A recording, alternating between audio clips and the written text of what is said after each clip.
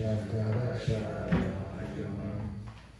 Asmadacharya Paryantam Vande Guru Paramparam Ishvaro Ratniti Multiveda Vibhagine Vyomaka Vyakta Viraya Dakshinamurtaye Namaha Sarvam Vedanta Siddhanta Gocharam Tamagocharam Govindam Paramanandam Satguru Anatoshvam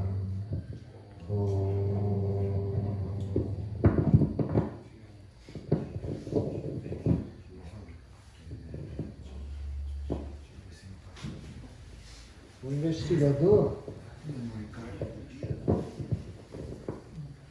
investigador deve primeiro procurar o ser,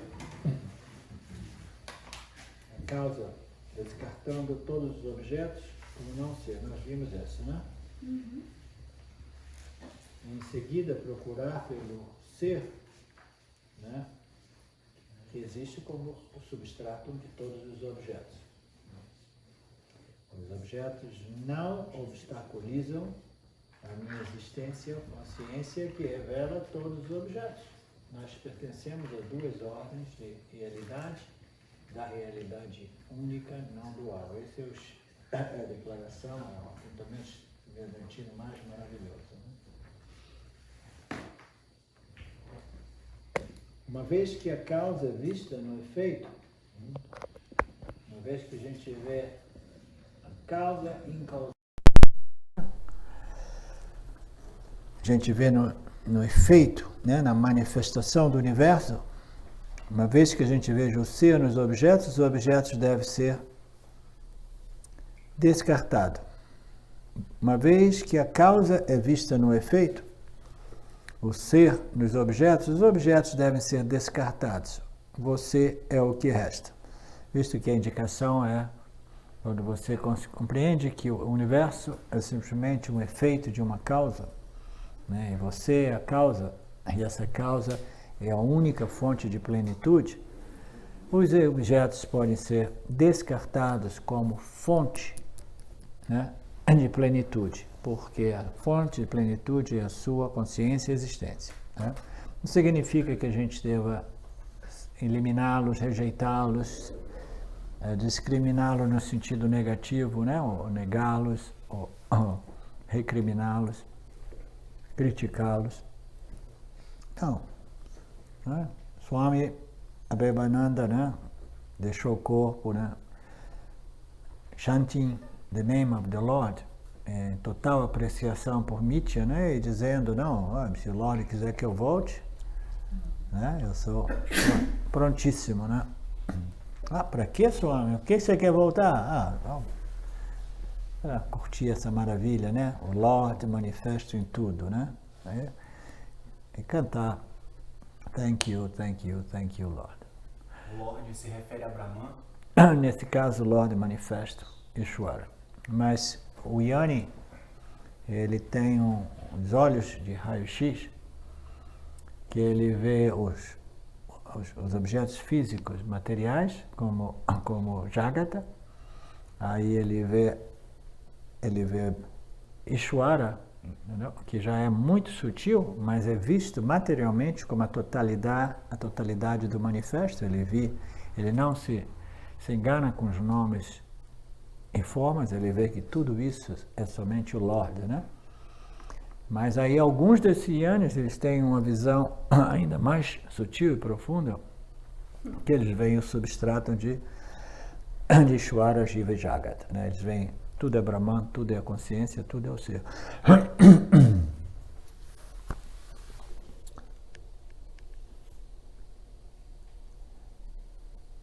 A mente se torna aquilo no qual, com diligência e convicção, ela medita. Se a gente medita em alguma coisa extremamente limitante, a mente se torna limitada. Esse é o ponto. Não, eu vou meditar no amor da minha vida, né? A minha alma, como a gente chama? A minha alma gêmea, a outra metade que vai realmente, né? Existem livros, né? Cursos, né? Etc. Né? Pessoas que vivem para isso, né? Em torno desse conceito, né? Não, se eu focalizo a minha mente, eu começo a meditar em alguma coisa limitante, a minha mente vai se tornar limitada. Mas se eu torno a minha mente para um princípio, um fator que é ilimitado, a minha mente, né, que é um instrumento primário, né, de experiência, a minha mente se torna ilimitada e eu experiencio Ananta, esse sentimento, esse senso de não limitação derivado desse autoconhecimento. Né? A minha mente, ela se tornou, né, Brahman, se tornou Brahman, ela reconheceu a sua identidade com Brahman.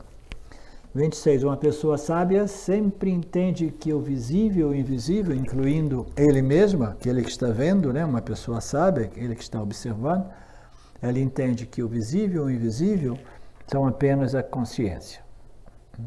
O universo físico-material, o universo sutil, o universo causal, que é ainda mais invisível possível, né? Tudo isso é simplesmente eu, a consciência, o ser, né? Apenas consciência. Quando os objetos são reduzidos a nada pela investigação, o universo aparece como consciência. É importante compreender essa palavra nada. Quando nós começamos a investigar a natureza dos objetos, né? Seja do ponto de vista da física quântica, ou do ponto de vista védico, vedântico, né? A gente vai analisando a natureza de todos os objetos físicos, os objetos sutis, a gente vai reduzindo, tudo vai ser reduzido à consciência, como nós já vimos, né?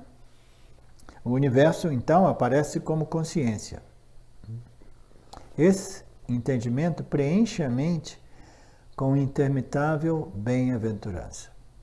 Quando a gente percebe a natureza dos objetos como nada, mas esse nada, né, referido pelo Vedanta, é um nada referente à plenitude do ser, né? Porque a gente pode dizer que os objetos, eles não são reais do ponto de vista físico-anatômico, e eles não são reais do ponto de vista filosófico, porque eles não contêm realmente realidade e eles não contêm felicidade, né? Então, a gente compreendendo isso, né, a soma zero, a nulidade... Nulidibida, ou alguma coisa assim. Nulidade, obrigado. Ok, Vedanta nos força a procurar palavras sofisticadas, porque Vedanta é sofisticado, né? Então, quando nós analisamos a natureza dos objetos, nós compreendemos a nulidade dos objetos físicos e sutis. Por quê? Porque eles não são realmente uma fonte, né, de ananta, de satisfação, de bem-aventurança. É Maya que faz, né, com que a gente acredite que os objetos são reais e eles realmente podem nos completar. Jogo de soma zero. É um jogo de soma zero, né? Quando os objetos são reduzidos a nada, né? Nada significa deprived, desprovido de valor intrínseco, né? Os objetos, eles possuem alguns valores, algumas propriedades utilitárias, mas fundamentalmente eles não possuem valores intrínsecos, eles não são uma fonte de felicidade.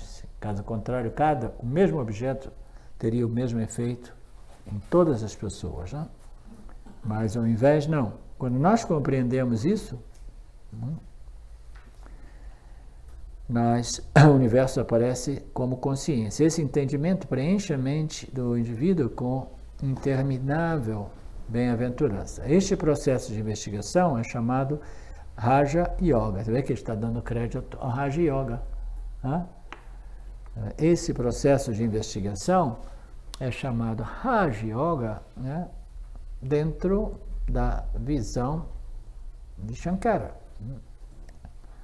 Para aqueles cujos desejos mundanos ficam apenas parcialmente atenuados, o processo deve ser combinado com Hatha Yoga, né? Então, ele dá crédito até mesmo a todas as sadhanas que nós damos nesse nível, e no nível do autoconhecimento, Jnana Yoga, né? Tudo existe o seu valor espiritual, né?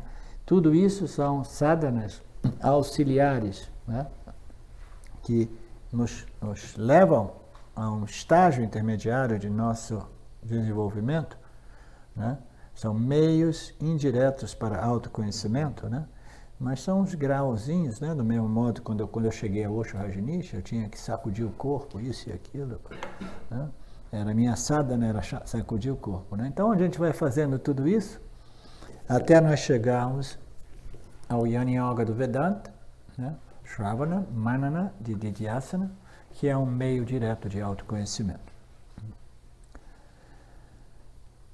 Aqueles cujas mentes são purificadas pelo Raja Yoga ganharão a autorrealização.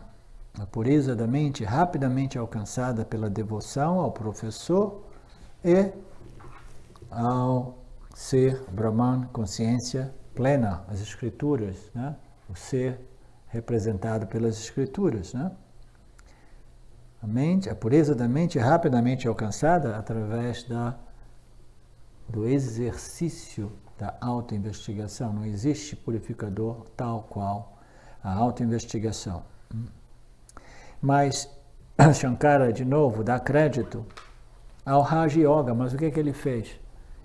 Ele redefiniu o Raja Yoga segundo a perspectiva de que a realidade é não dual, não? E de que o Jiva é o ser. Então, ele apresenta a Raja Yoga, né, dentro dessa perspectiva vedântica. É uma sequência aqui de discriminar o valor real dessas práticas do valor ilusório. Sim, não, é profundíssimo. Isso a gente pode ir mais e mais a fundo em tudo isso. Eu nunca tinha desdobrado isso tanto quanto hoje. Mental para resolver na mente, que é tudo um trabalho, né? O nosso caro amigo Nisargadatta Maharaj já dizia, né? Understanding is all. A compreensão é tudo. Aí as posturas podem auxiliar você focar a mente, mas essa ressignificação é exatamente para isso do yoga. Ok, então nós vamos parar por aqui e vamos abrir a sessão nossa de Hatha Yoga. O que é meu tempo? Uma pergunta. Só um minutinho, Kenny.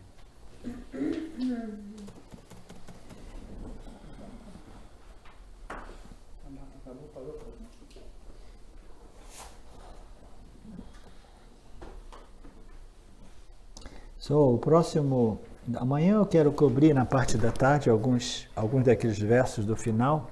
Eu vou ter que ficar traduzindo do inglês, porque alguns deles são muito lindos. A gente quer pegar um gostinho, de modo que todo mundo esteja interessado de dar continuidade ao Panchadasi. Porque o próximo tema é Samadhi. É um tema interessante que a gente vai mergulhar ainda um pouco mais. Swami Paramahansa diz: Samadhi não é uma experiência mística, é a absorção espontânea e total num objeto, né, de meditação. Pode ser qualquer objeto. É um amor total pelo ser representado por aquele objeto. Então a gente deixa isso para amanhã, que hoje a gente vai fazer festa e agora a gente abre uma sessão de questões fáceis. Sim, Kema? Então, é só confirmar uma constatação que eu quero. Nem tem muito a ver, talvez, com o que a gente está discutindo agora, mas surgiu esse pensamento aqui, então eu vou falar para. Então tá, fala. Não estava antes. Eu estava pensando aqui, o meio ambiente investigação, porque Sim. situações assim traumáticas, por exemplo, se você está num ambiente de uma região de guerra, onde tem muita morte, Sim, o meio ambiente tem um impacto grande, né? ou de pobreza, ou você vê uma pessoa, por exemplo, matando o próprio filho, o seu vizinho, sei lá, esfaqueando alguém ali. Sim. É interessante saber que ali está tudo certo, de certa forma, porque tem que ser daquele jeito. Mas a gente se assusta, né? Parece que é mais desafiador, que nem nós estamos aqui num mundo tranquilo, acolhedor, seguro. Então a investigação fica mais fácil de ser feita. A ideia de arrumar uma casinha e ficar quieto em Joanópolis é porque, né, é calmo, tranquilo, não tem guerra, ninguém saqueia o outro, não tem roubo, não tem assalto na rua. O ar é bom, tem água em abundância, né, etc. Só que o próprio assassino morre O meio ambiente, o nosso meio ambiente, ele é importante nesse processo, né, de investigação, né, para nossas sadhanas, etc. Né? A gente não quer estar num meio muito conturbado de guerra e violência, né, violações de Dharma, etc. Né? A mente precisa de um certo respaldo, né, apoio, né, para poder fazer esse trabalho. Qual é o seu ponto em relação a isso? O meu ponto é o seguinte: a pessoa que realiza, né, assim, ele tem essa total compreensão, inclusive nesse ambiente, ele não é afetado. Não, ele é afetado. Ele não é afetado, mas a sua mente é afetada. Se o Jnani vai para um ambiente extremamente rajásico, tamásico, violento, etc., etc., a sua mente vai ficar afetada. Ele sabe que ele não é sua mente. Portanto, ele naturalmente vai sair pelas portas dos fundos e vai procurar um lugar calmo e tranquilo. Porque ele tem um valor, uma apreciação por sua mente satívica, entendeu? Então esse afastamento de ir para a montanha ou ir para lá, para cá, é natural, mas o que eu me referi antes, as pessoas que acreditam que o barulho, o som, seja um obstáculo, é uma dramatização dessas, para descrever, para ilustrar essas pessoas que são contrárias a qualquer tipo de som, barulho, porque acredita que o ser seja o silêncio, entendeu? Então isso foi o propósito daqueles versos ali, daqueles apontamentos, né? O ser, ele é aquilo que é além do som e do silêncio. E o silêncio e o som, eles não são contraditórios, eles não, né, obstaculizam, né, o mas ser. eles colaboram para a realização. O silêncio é muito importante, um estilo de vida, né, mais silencioso, mais calmo, mais satívico, é importantíssimo nesse processo de preparação e desenvolvimento, né, de uma mente preparada para a investigação e a autorrealização. Depois da autorrealização, você pode viver num ambiente também mais difícil, etc., etc., porque você desenvolve uma imunidade, né, uma resistência a esses desconfortos, a essas energias impactantes, que impactam negativamente a mente de todos, né? Você tem um certo, né? Por exemplo, um exemplo muito simples, né? Quando, em vez que é raro, mas de vez em quando eu vejo um filme com a Silvia. A Silvia é uma pessoa mais difícil de ver um filme na televisão, no Netflix, porque a sua mente, ela recebe o impacto de qualquer coisa. Então a gente fica ali esperando, procurando, tem que ser um filme de romance, de amor, sem nenhuma violência, etc. Que não existe mais, né? Já não existem esses filmes mais, né?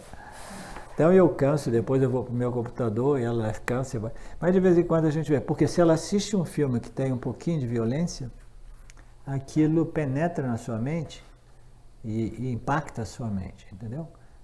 No meu caso, ela já não impacta, entendeu? Existe alguma coisa, né, da perspectiva que eu vejo aquilo ali, que já não me impacta, ou não me impacta tanto, entendeu? Eu vejo aquilo sem me excitar, entendeu? É simplesmente uma projeção, etc, etc. Né? Então, tudo impacta tudo, mas o Jnani, ele tem uma certa imunidade ou resistência, né?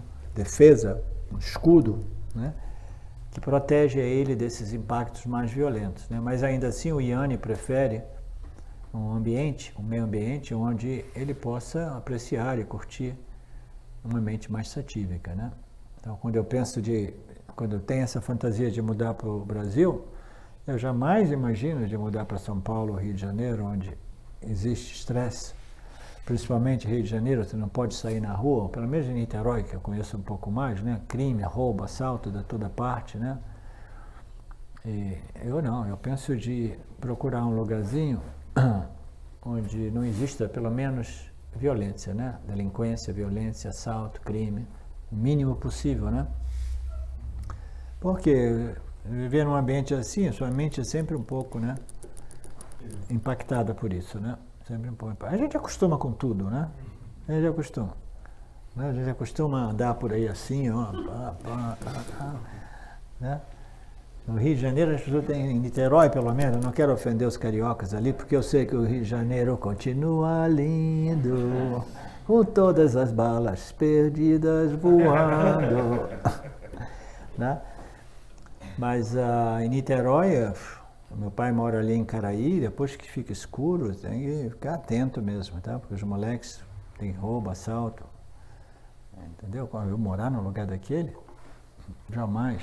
Não, jamais. Então, até para os Yannis, eles concordam nesse ponto que no lugar, mesmo eles não se a menos que o Dharma, a menos que o Dharma do Yanni, a menos que o Swadharma do Yanni, aquela força, o conduza a um local barulhento, sujo, poluído, feio, como é o local onde Swami Paramahansa mora, né, em Chennai, né? Um dos lugares, uma das cidades mais poluídas, feia, barulhenta, violenta, entendeu? E ele está ali propagando o Dharma, né?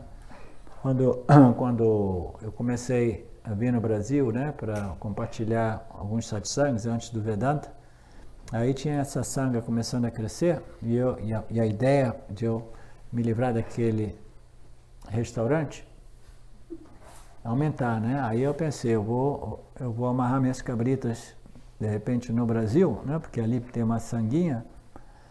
Aí eu ficava pensando, Brasil não, Ishwara, Brasil não. Por favor, Brasil não, me leva para um outro lugar, mas Brasil não. Por quê? Uma sociedade tão tamásica e adármica e violenta, etc., me leva para um local mais dármico, menos violento, menos crime, né? Menos injustiça social, etc., etc.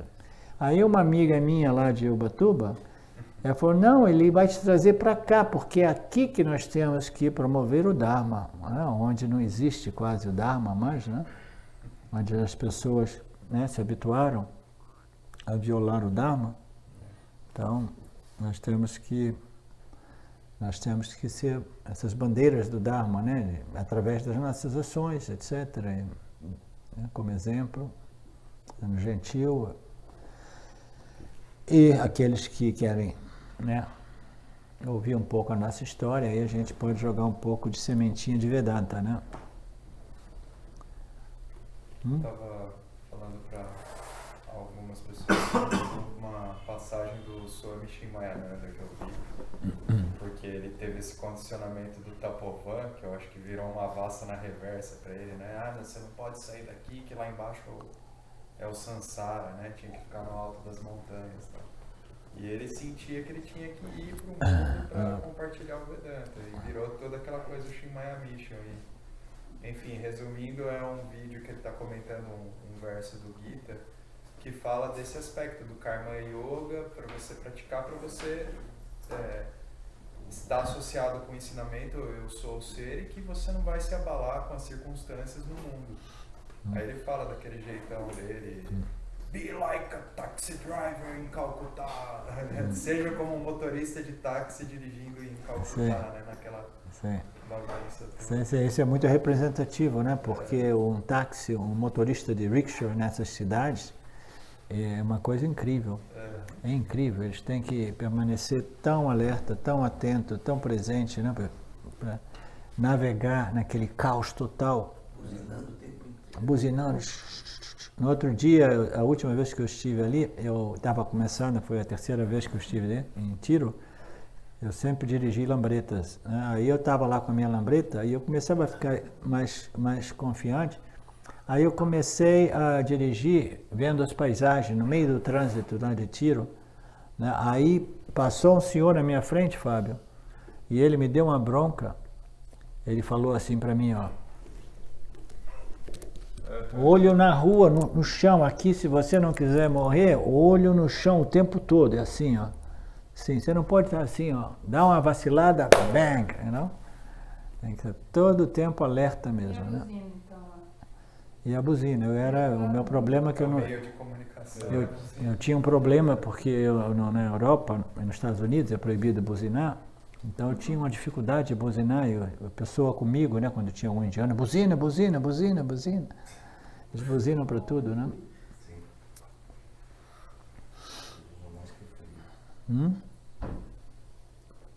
Mas só para concluir, se até os dispersos, vamos dizer assim, né, sei lá, necessitam, né, não é que necessitam, mas eles procuram lugares mais tranquilos, imagina nós. Sim, não, mas o Shimaya, o Shimaya e o Paramartananda, eles seguiram, né, o Dharma deles, eles foram para as cidades, né?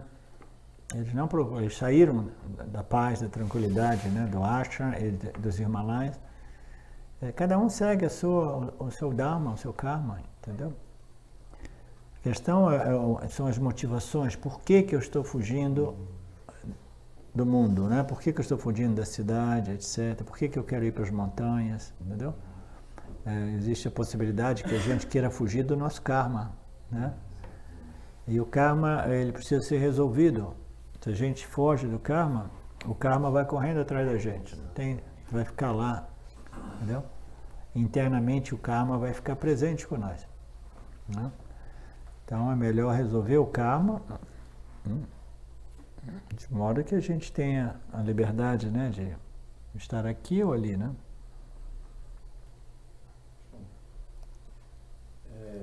Duas perguntas. Uma pergunta, eu estava conversando com o Cardoso e ele fez um questionamento bastante interessante, que tem uma parte do Gita que ele fala onde até mesmo um ladrão com esse conhecimento consegue atingir, né, a libertação. Sim.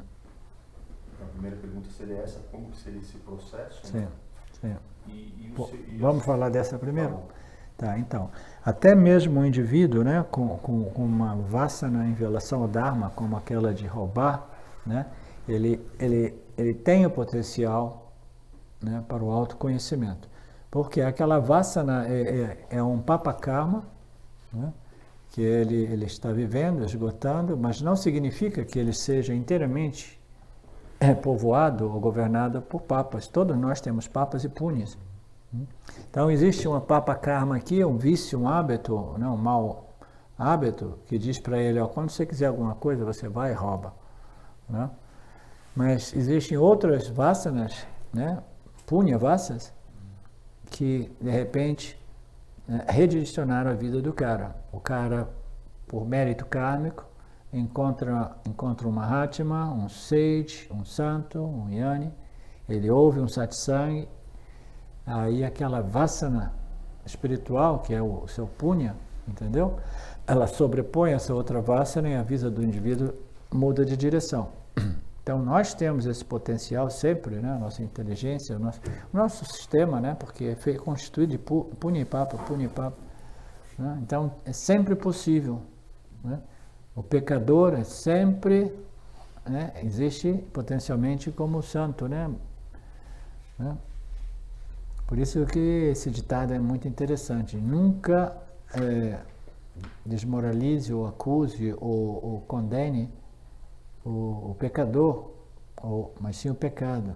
Não condene o ignorante, mas a ignorância, né? Porque a ignorância precisa ser condenada, né, e neutralizada, mas o ignorante ele pode a qualquer momento se tornar um sábio também, né? É um processo, né? É uma função de seu processo kármico, né? Todos nós temos o intelecto capaz de reconhecer, mas existe uma infinidade de Sanchita karmas nos nossos sistemas que eles manifestam quando a gente menos espera. De novo, para ilustrar né, a minha situação de vida, quando eu já tinha desistido do autoconhecimento, e eu estou lá, né, tocando esse restaurante, vivendo, né, o pânico de ficar velho e não ter nada, porque eu tinha chegado perto de ter perdido tudo, as minhas reservas que eu levei para os Estados Unidos, e trabalhando, me acabando fisicamente também, né, minha saúde, etc, etc. Eu jamais imaginava que tivesse algumas punhas espirituais, entendeu? Circulando no meu sistema, se aproximando de manifestar-se. Mas de verdade. Quando eu era tão estressado e doente por causa daquele restaurante, uma questão de sobrevivência, entendeu? Tão estressado, que de vez em quando eu tinha que sair dali, eu ia para a Califórnia, passar uma semana, 10 dias, na casa da minha ex-mulher, que eles viviam num sítio. Aí quando eu ia para lá, era uma delícia. Aí sempre que eu saía dos rodamuinhos do Samsara, o meu restaurante era um liquidificador enorme, né? Você cai ali dentro e... Né? Quando eu conseguia sair dali, eu sempre fazia o quê? Pegava aqueles 2, 3 livros de Nisargadatta e levava comigo. Aí uma vez eu cheguei lá, eles tinham uma piscina natural, era um paraíso realmente, entendeu? E aí eu fiquei lá, aí eu começava a ler os livros. Aí quando eu menos esperava, eu comecei a ler os livros e imediatamente aquelas frases começaram a produzir silêncio profundo, meditação profunda, etc, etc. Aí eu falei, que isso? Né? Apenas cheguei agora eu cheguei do liquidificador, né, do caos, o que é isso? Aí eu comecei a prestar atenção nisso, e aí eu comecei a fechar os olhos para meditar, aí eu comecei a escorregar naquele espaço. Da onde que apareceu aquele punha? Quando eu já tinha imaginado que eu tinha dado 25 passos para trás. Né? Então a gente nunca sabe quando esses punhas estão por se manifestarem. Né? É o punha que nos trouxe ao Vedanta. Né? Apesar dos papas, apesar dos nossos valores, né, rajásicos, materialísticos, né, mas algum punha satívico, né, nos trouxe. Essa equação chamada Ishvara é muito complexa, né? A gente tem dificuldade de compreender. Não, a outra não seria tanto uma questão, mas uma coisa que surgiu na minha cabeça quando você estava falando do modo de vida. Estilo de vida. Se eu não me engano, se eu estiver errado, você me corrija, por favor. No final do Gita tem uma frase do Krishna que ele fala para o Arjuna, que ele fala mais ou menos assim: agora que você sabe tudo isso, e você está realizando todo esse conhecimento, após realizar todo esse conhecimento, agora que você já sabe tudo isso, faça da tua vida o que desejar, o que quiser. Sim. Então, eu entendo isso como no sentido, não importa onde você esteja, no caos, sim, na montanha, na floresta. Sim. O sábio, para ele, é um pouco diferente. Sim. Porque ele sempre está no mesmo lugar, teoricamente. Né? Sim. Ele é livre para fazer, para não fazer, ou para fazer alguma coisa completamente, né, diferente dessas duas. Né? Porque o autoconhecimento, ele libera o jiva, né, da necessidade, né, de controlar suas experiências, né? É um shift de identificação, né, que liberta o jiva de tentar controlar o seu campo, suas experiências, etc. Mas, em geral, os yanis, eles se tornam, né, eles seguem as suas naturezas, seus swadharma.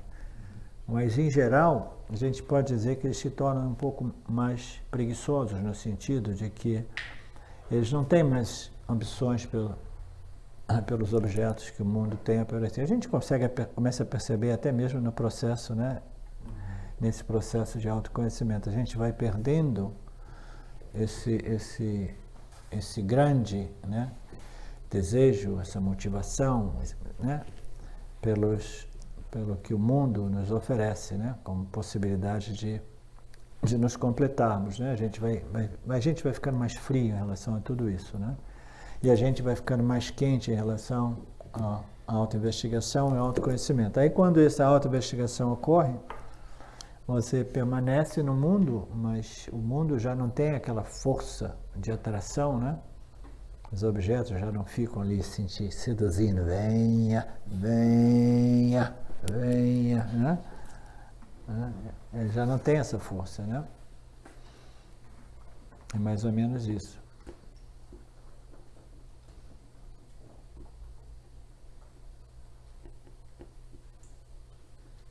Essa falta de ambição pode incorrer em um processo tamásico? Pode. Sim. Principalmente antes do autoconhecimento.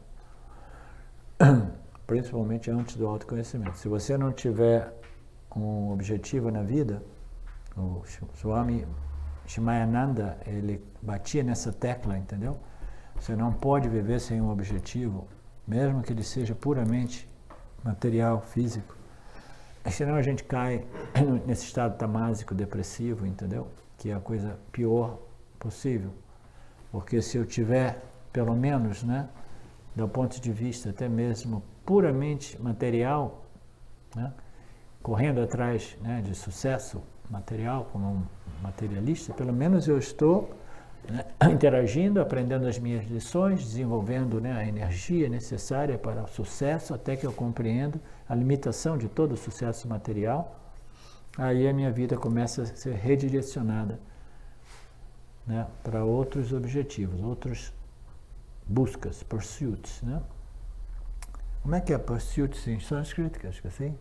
Propósito. Sânscrito. Ele me disse, alguém, eu acho que você me disse uma. Que é a busca, Não, pursuits é uma palavra legal em sânscrito. Buscas. Respondi a sua questão? Respondeu.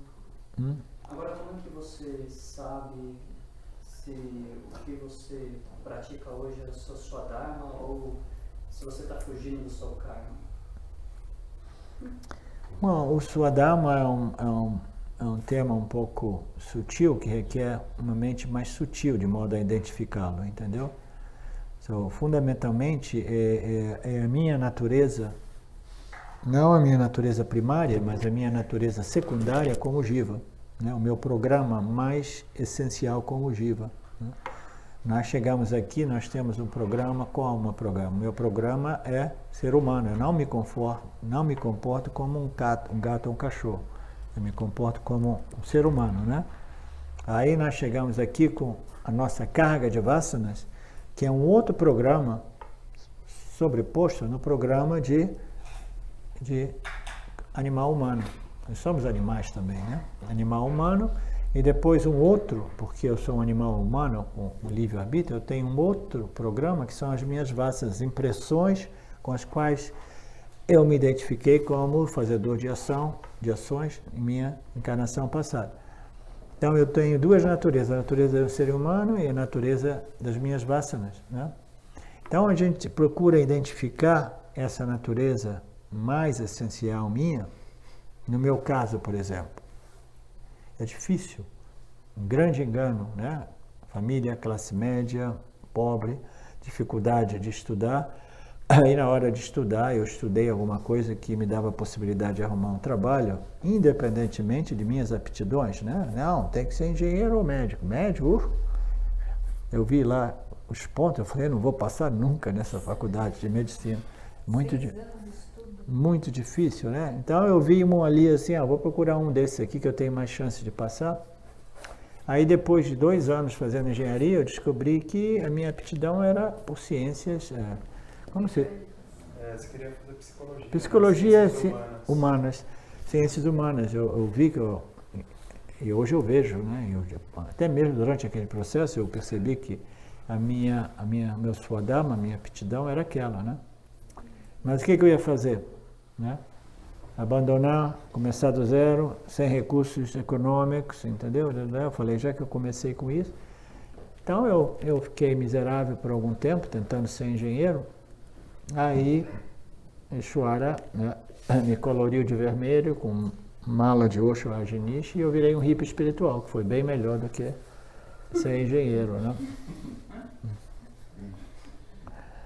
Então, o Swadharma não é uma coisa assim tão simples de ser identificado e não tão simples de ser seguido, entendeu? Circunstâncias de vida, às vezes, nos impedem, né? Mas é viver em harmonia com a sua natureza como jiva mais essencial. Se você é um artista, mas em vez de artista você vai trabalhar como açougueiro, entendeu? É um choque, uma diferença enorme, uma profissão muito grosseira e uma profissão muito sutil, né? Então, se você é um intelectual, né, mas vai trabalhar de pedreiro também, entendeu? É um choque, né? A sua natureza não está em harmonia com as suas atividades do dia a dia. As atividades do dia a dia são importantes porque muitas vezes nós nos mantemos ocupados por 8, 10 horas por dia, né? Então, o Swadharma é mais ou menos isso, e que não é necessariamente fácil de ser identificado e seguido, né? Então, qual é a nossa outra alternativa? É desenvolver a atitude do Karma Yoga, né? E começar a transformar aquelas atividades que no início você diz assim, eu não gosto disso, você vai transformando aquelas ações, aquelas atividades, entendeu? Em yoga. Porque eu faço o que eu faço do melhor modo possível, com espírito de gratidão pela oportunidade, que poderia ser pior, né? Com espírito de contribuição, né? Recebendo com gratidão tudo isso, etc, etc. Então a gente tem que ter, através do Karma Yoga, a gente vai transformar, converter essas situações de vidas, qualquer que seja, entendeu? Como o Dayananda dizia, né? Até mesmo aquela dor física profunda no fim da vida, né?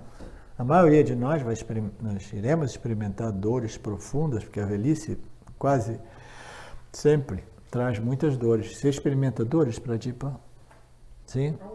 Algumas, né? A Pradipa me disse que alguns anos atrás que ela tinha entrado na fase do Condor. Já ouviram falar? Já ouviu falar disso, Betânia, do Condor?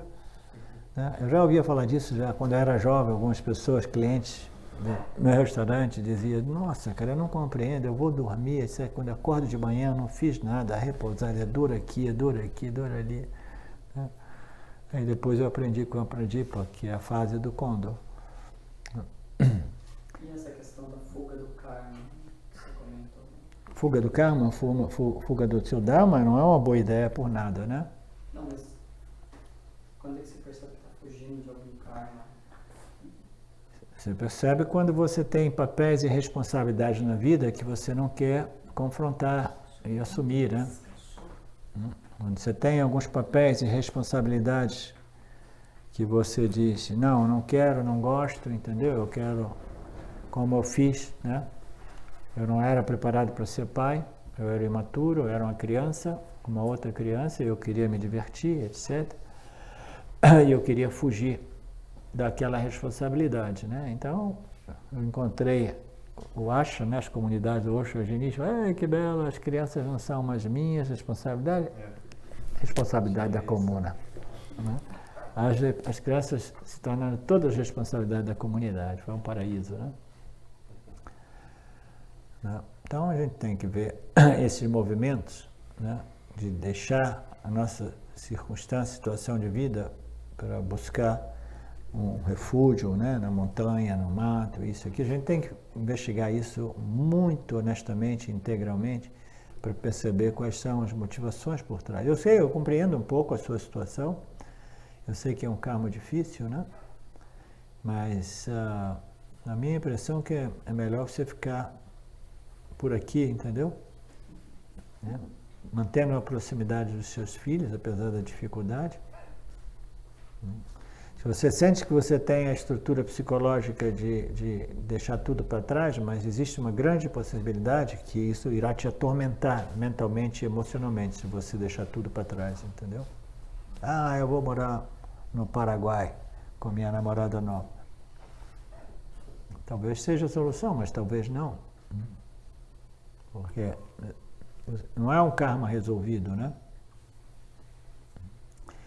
Isso, os karmas não resolvidos é que nos trazem de novo, né? A gente volta porque a gente precisa de um outro medium para dar continuidade a tudo aquilo que é mal resolvido, que é não resolvido, né? Quem tem uma pergunta diferente? Eu tenho. Felipe. Cara, você é meu. É só uma dúvida. Depois da realização, a discriminação, ela continua como uma vassana espontânea? Ou simplesmente o ser é visto igual um objeto é visto assim? Não sei se o ser é visto, mas a discriminação desaparece. Não, a discriminação prossegue porque a ignorância prossegue. A ignorância permeia a mítia, né? Maya está sempre ali assim. Então, você continua firme no seu autoconhecimento, né? Associado com as escrituras, e continua discriminando, porque é como se diz, maintenance. Né? Mantendo, né? Mantendo. Você tem que ficar mantendo. Por quê? Porque Maya e ignorância estão o tempo todo ali enchendo o saco.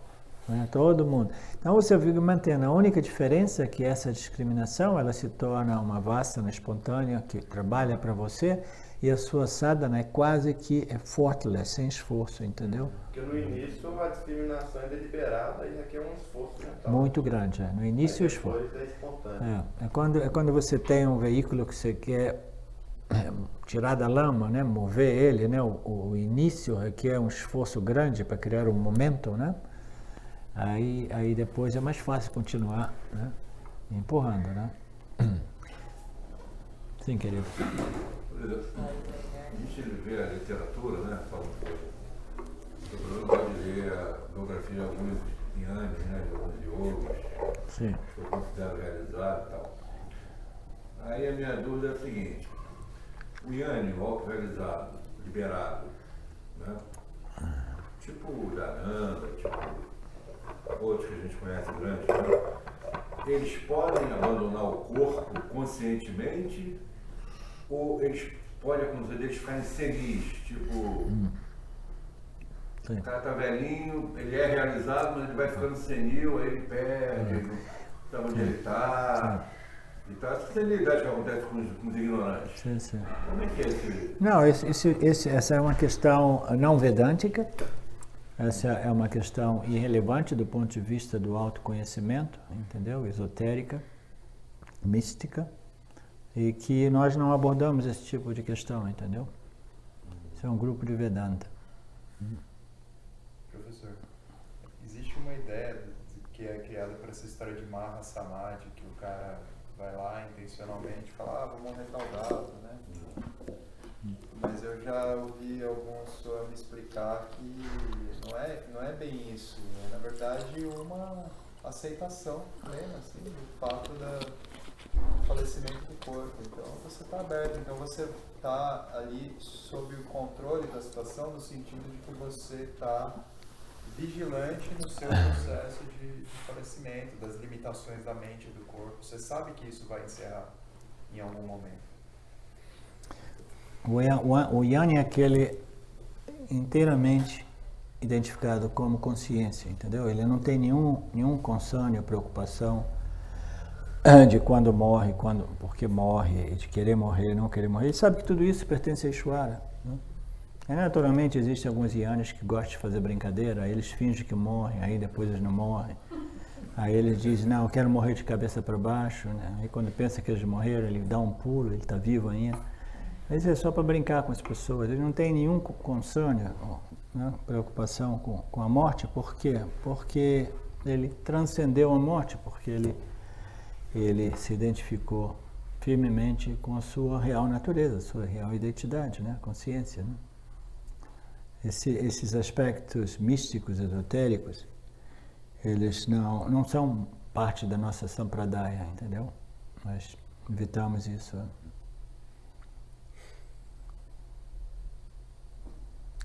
Alguém tem uma pergunta não mística ou não esotérica?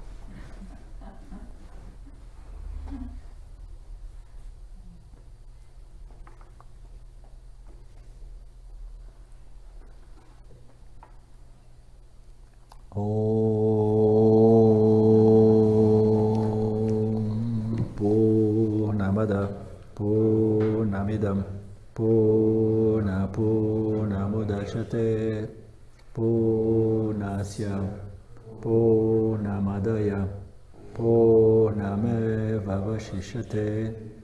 Om Shanti Shanti Shanti.